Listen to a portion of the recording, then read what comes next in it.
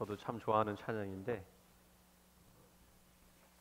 음이 높다 보니까 잘 부르지 못하는데 우리 성가대가 오늘 찬양으로 하나님께 영광 드렸습니다. 우리 9월의 말씀 같이 읽어보겠습니다.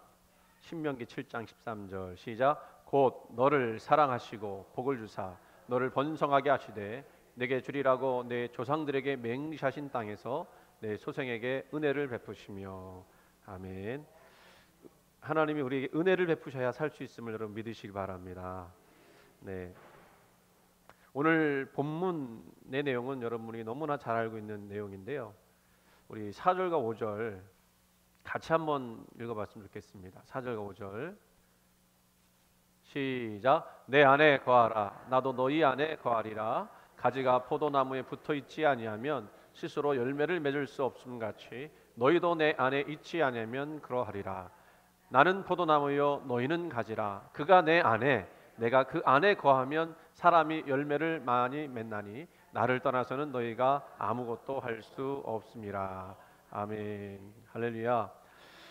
저는 이 말씀을 종종 그 마음속에 새기고 또 어려운 일이 있을 때마다 힘든 일이 있을 때마다 문제 해결의 방법으로 이렇게 말씀을 이렇게 외우고 또 묵상하는 그런 말씀입니다. 또 이 말씀은 어떤 질문에 대한 해답이 될 수가 있어요. 왜 우리가 영적 평안을 누리지 못하고 열매 맺지 못하는가? 그것은 우리가 주님을 떠났기 때문이다. 그렇게 설명할 수 있을 것 같습니다. 오늘 본문 핵심은 바로 이 신앙이라는 게 뭐냐라고 할 때 신앙은 행위에 있지 않고 주님과의 관계 가운데 있다라는 말씀, 그게 핵심입니다. 우리가 무엇을 해서 구원에 이르는 것이 아니라 예수를 믿어 그 안에서 예수와 함께 사는 것, 그것이 진정한 구원의 모습입니다. 오늘 말씀대로 한다면 우리가 예수 안에 있기만 해도 열매를 맺고 생명의 진수를 얻게 될 거라고 하는 그런 뜻이죠. 여러분, 지금 여러분은 예수 안에 계십니까? 여러분의 내면의 평안은 견고하십니까? 혹시 불안하거나 이유도 없이 고통스러운 마음을 가지고 계시지는 않습니까? 그럴 때면 오늘 말씀을 잘 기억하시고 외우시기를 바랍니다.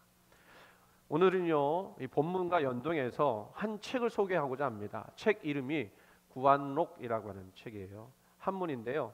뜻을 풀이하면 평안을 구하는 기록, 그렇게 설명할 수 있습니다. 지은 사람은 많이 들어보셨을 거예요. 내천감상, 일본 이름 그대로 하면 우찌무라 간조라고 하는 분이 쓴 책입니다. 이 내천감상은 일본의 대표적인 신학자이고 사상가이고 또 교육자입니다.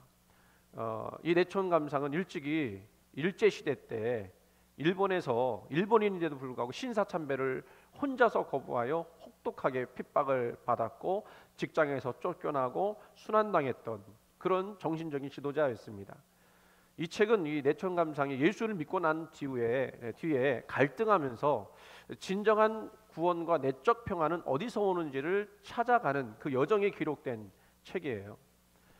제가 이 책을 여러분에게 소개하는 이유는 그의 신앙적 여정이 진리를 찾고 평안을 찾는 그 여정이 오늘날 우리가 고민하는 바를 그대로 보여주는 것이기 때문에 그렇습니다. 아마도 내천감상의 이 신앙적 갈등을 제가 여러분한테 말씀을 드릴 텐데 이걸 들으면 그거 내가 고민했던 거와 똑같네 라고 생각하는 분도 계실 것 같아요. 내천감상이 처음 일본에 기독교가 들어왔을 때 다니던 학교에서 친구들의 간권 때문에 예수를 믿기로 서약을 했어요.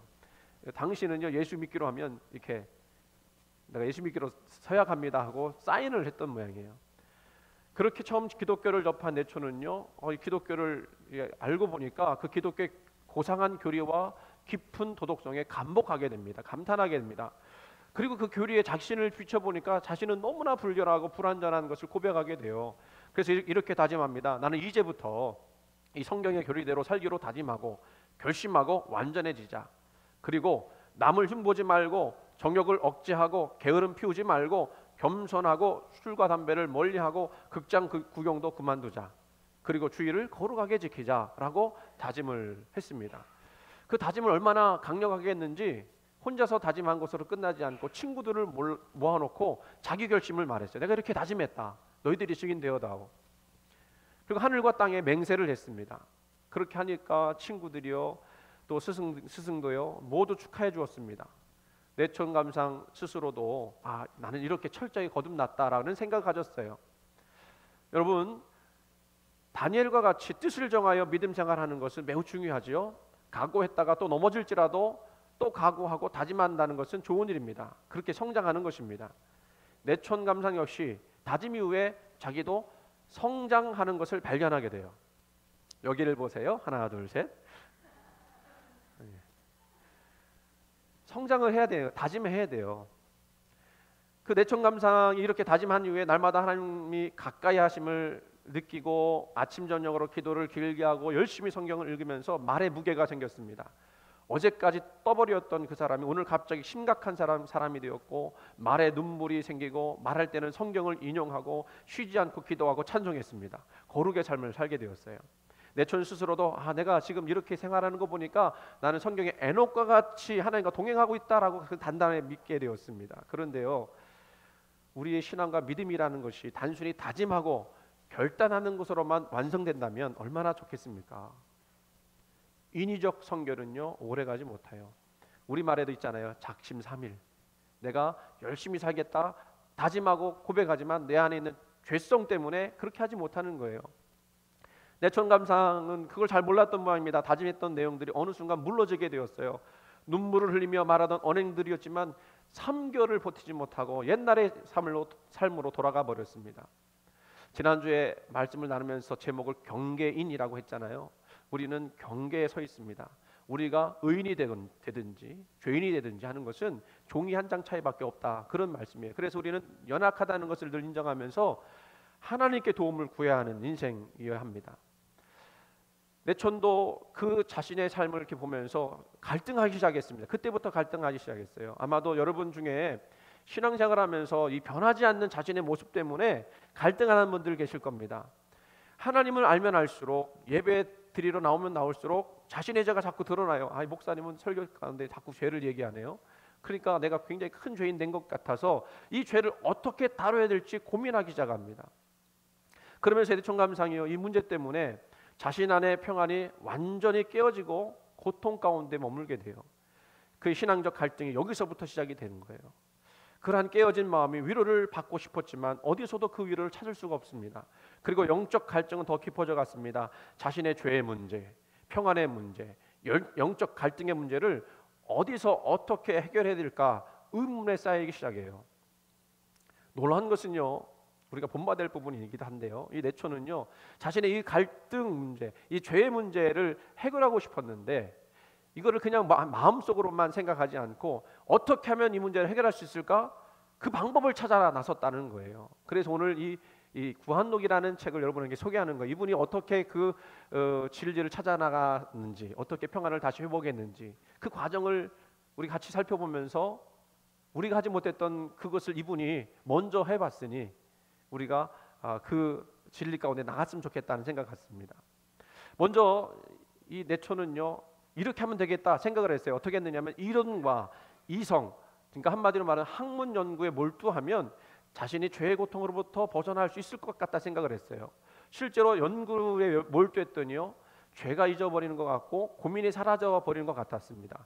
아예 죄를 생각하지 않고 잊어보려고 애를 쓴 거죠.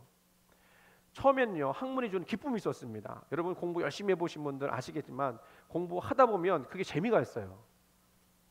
반응이 없는 거 보니까 그런 분들 별로 없었던 것 같습니다.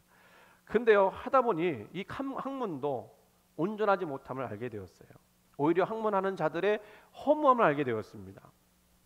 그 내촌 감상이 쓴 구한록에 보니까요, 이 학문의 허무함을 이렇게 이제 통계로 밝혀주는데요, 독일 학자가 이 자살자가 발생하는 그것을 연구를 했습니다. 왜 자살자가 많은가 봤더니 노동자는 1000명 중에 4명밖에 자살을 안 하는데 학자는 1000명당 16명이 자살하는 것을 발견하겠어요. 그러니까 4배가 더 많은 거죠. 그걸 보면서 결국 지식이 자신으로 하여금 더 회의감을 느끼게 해서 자살하게 한다라는 것을 알게 되었습니다. 그리고 이렇게 말해, 행복한 무식, 우리말로 하면 모르는 게 약, 이런 말을 하게 되는 거예요. 학문을 하다 보니까 그 학문이 죄를 숨기는 것이 아니라 더욱더 자신의 불완전함을 드러내는, 죄를 밝혀낸다는 사실을 알게 되었고, 그래서 학문 연구를 그만두고요, 그 다음에 했던 것이 뭐냐면, 이제는 자연을 연구해 봐야겠다. 자연을 연구하면 내 안에 평안이 생기지 않을까? 내 안에 있었던 우울증, 회의감이 사라질 거라고 믿었어요. 그리고 긴장이 풀어지고 마음이 맑아질 거라고 믿었습니다. 그래서 자연에 들어가 무엇인가 발견하고 몰두했습니다. 정말로 이 자연 속에 들어가서 봤더니요, 숨겨져 있던 것들이 발견되어질 때는 큰 기쁨이 생겼습니다. 엉클어진 마음이 풀렸고요, 마음과 생각이 아주 단순해졌습니다. 그래서 흥미를 가지고 자연 연구에 몰두하게 되었어요. 그런데 얼마 후에도 이 자연 연구에도 한계를 느꼈습니다. 자연은 즐거운 사람에게는 더 즐겁게 하지만 반대로 슬픈 사람에게는 더 슬프게 만드는 힘이 있다는 걸 알게 되었어요. 그래서 자연은 마음의 법을 근본적으로 고칠 수 있는 것이 안 되는구나 깨닫게 되었습니다. 그래서요, 그것도 포기하고 이제 다른 곳에 마음을 쏟았습니다. 어디로 쏟았냐면, 가정을 이루면 내 마음에 평안이 생기지 않을까? 그래서 행복한 가정을 이루고 그곳에서 평안을 찾아보려고 했습니다. 가정이 희망을 제공하는 안식처가 될 거라고 여겼어요. 그래서요, 가정을 이뤘습니다. 한 여자를 만나서 결혼을 했습니다. 그런데 이 결혼이요, 단 7개월 만에 짧은 신혼생활을 끝으로 깨지고 말았어요. 무슨 일이 그 결혼 생활에 있었는지 그 책에는 나오지 않더라고요. 그런데 제가 생각할 때 우리가 다 결혼하고 경험했던 말을 다 경험했을 것 같아요. 아시죠? 결혼에 기대했던 이상적인 세계가 처참하게 붕괴가 되면서 또 그 마음에는 다시 공허함이 가득하게 되었습니다. 이제 어떻게 할까? 그러다가 이제 그가 눈을 돌리게 된 것은 자선 사업이었습니다. 내천감상은 나의 차원을 넘어서 이 세상의 불쌍한 사람들을 돌보는 일을 할 때 평안을 얻을 수 있겠다 생각을 했어요. 그래서 가난한 사람들을 위해서 헌신하는 삶이 곧 하나님께서 원하시는 삶, 하나님을 위한 삶이라고 여겼습니다.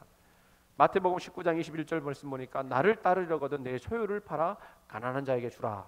야고보서 1장 27절 말씀 보니까, 고아와 과부를 돌보라. 이 말씀을 생각하면서 이 자선 사업에 몰두하게 되는데, 자선 사업은 어떤 거죠? 너를 좋게 하고 나를 완전하게 하는 것입니다. 그래서 저는 뜻을 정하고 하던 일을 다 포기하고 미국으로 건너가서요, 자선 사업을 하는 병원에 들어가 봉사하기 시작했어요. 지적 장애 아동들을 돌보기 시작했습니다. 먹을 것을 주고요, 입을 것을 챙겨주고 발을 씻겨주고 그들이 싼 똥을 치우는 일을 하루 종일 했습니다. 그러면서 그렇게 하는 것이 자신에게는, 잘 들어보세요, 이 도덕적 훈련이 될 거라고 생각했어요. 이렇게 하는 것이, 다시 말하면 선행을 하면서 자신이 의롭게 만들어질 줄로 여겼습니다. 그런데 그렇게 되었을까요? 인간의 선행이 무엇이 문제이죠? 내초는 그 선함을 행하는 인간의 그 본뜻 자체가 온전히 의롭지 않다는 것을 스스로 깨닫게 되었어요. 처음에 봉사면 할수록 기쁨이 생기는 것 같았습니다. 예수를 닮아간 것 같았어요. 내가 이렇게 훌륭한 일을 하는구나 뿌듯했습니다. 그런데요, 내천감상이요, 봉사면 할수록 어떤 문제가 생겼느냐면, 자기의 의로움이 드러내고 싶어하는 마음이 생긴 것을 봤어요. 이기심이죠. 즉 자기 안에 있는 자기중심적 에고이즘을 자각하게 된 것입니다. 그런데 이 자기중심성이야말로 바로 성경에서 말하는 그 죄의 근원이라는 것도 알게 되었어요. 선함을 행하는 내 마음속에도 여전히 악한 죄의 근원이 담겨져 있구나. 저는 이 책을 보면서 이 내천감상이요, 참 정직한 사람이다 생각했어요. 사실 우리는요, 내가 착한 일을 하면서 거기에 빠져갖고 자기 최면을 걸잖아요. 그런데 이 내천감상은 그러면서 자기 안에 있는 죄를 들여다봤어요. 이 선함을 통해서도 자기를 드러내려고 하는 자기중심적 사고방식, 인정받고 싶어하는 마음, 결국 그는 선행으로도 평안을 얻는 궁극적 방법이 아니라는 것을 알게 되었고, 여기서 또다시 갈등하게 돼요. 도대체 내 안에 평안을 깨트리는 그 죄는 어떻게 하면 극복할 수 있는가? 무엇을 하여야만 이 죄가 다 사라지고 내 안에 평안이 다시 돌아올 수 있는가 고민하지 않을 수 없었어요. 내초는요, 평소 하나님으로부터 목사가 되라 하시면 어떻게 하나 하는 걱정을 했다고 그래요. 왜냐하면 목사가 하는 일을 보니까 쉽지 않은 일이거든요. 목사가 되는 일만은 피하고 싶었어요. 그래서 기도하기를 뭐라고 했냐면, 다른 직업은 다 순종하고 마차꾼이 되라 하면 순종할 텐데 목사만은 싫습니다, 이렇게 기도를 했대요. 그런데요, 어떤 방법으로도 평안을 얻을 수 없는 그것을 보면서 혹시 내가 목사가 되려고 하는 하나님의 음성을 피했기 때문에 온 문제가 아닐까 생각하다가 내게 평화가 주어진다면 내가 목사가 돼야 되겠다. 그렇게 생각하고 하나님의 뜻으로 받아들여서 자선봉사를 포기하고 미국 신학교에 들어갑니다. 신학교에서 골방에 들어가 기도하고 단식하는 동안 처음으로 영적 쾌감을 경험하기 시작했어요. 매일 새벽 기도를 하고 고요한 도서관에서 책을 보고 강의를 들으면서 영적인 깊은 바다로 들어가기 시작을 했습니다. 그러면서 거기서 길을 찾고 뜻을 이루어야 할 것 같은데 또 거기서도 어려움이 있었어요. 회의감이 든 거예요. 그 얘기는 그 책 속에 나와 있지만 설명드리지 않고, 어쨌든 그 길도 얼마 못 가서 점점 신선미가 떨어지고 거기서도 회의를 느끼기 시작했습니다. 목사가 되는 것으로도 그 죄로부터 해방이 되지 않았고 그토록 찾고자 했던 그 평화가 이루어지지 않는구나 깨닫게 되었습니다. 그래서 다시 고민하기 시작하죠. 평안을 얻기 위해 할 수 있는 일은 다 해본 것 같습니다. 속으로 생각합니다. 그렇다면 어디에 길이 있다는 말인가? 과연 이 세상에 진정한 평안은 어디서 얻을 수 있는가? 내 마음에 강같이 흐르는 평안은 과연 어디서 얻을 수 있는가? 고민하고 또 고민했습니다. 그렇게 고민하는 것을 미국 신학교 은사였던 줄리어스 실리라고 하는 그 총장님이 그를 보고 한마디 합니다. 근데 그 한마디가 이 내천감상에게는 그 결정적인 전환의 기회가 되었어요. 이 실리 총장님이 이렇게 이야기하는 겁니다. 웃지무라, 자네는 자네 마음속만 보니까 안 되는 거야. 자기 밖을 보아야지. 왜 자기 성찰을 그만두고 십자가에 달려서 자네 죄를 용서해 주신 예수님을 바라보지 않는가?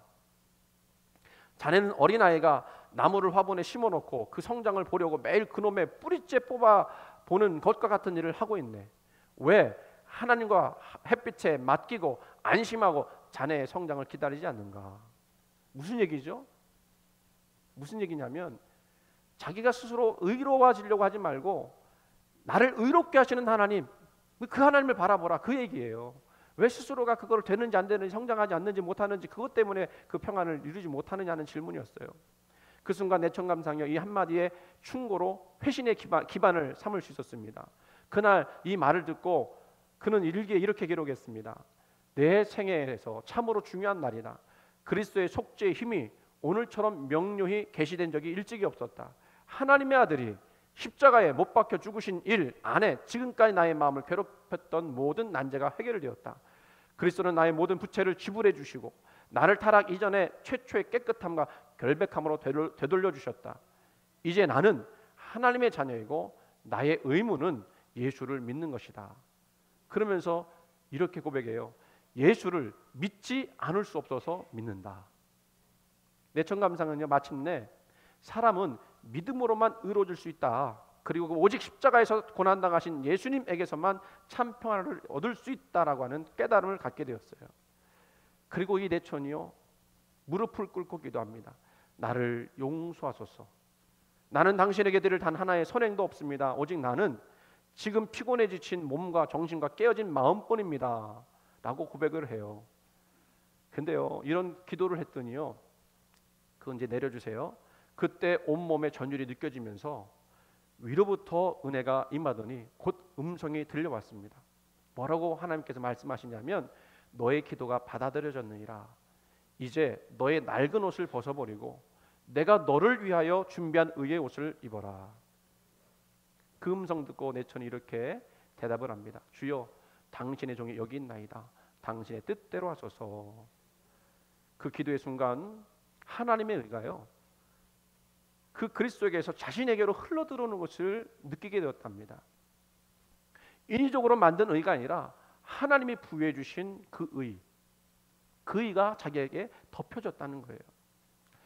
그래서 그토록 자기가 찾아 헤매던 평화와 환희와 감사가 번갈아가면서 자기 안에 충만해지더니 그 평화의 요소들이 전신에 스며드는 것을 경험하게 되었다. 그렇게 고백하고 있어요.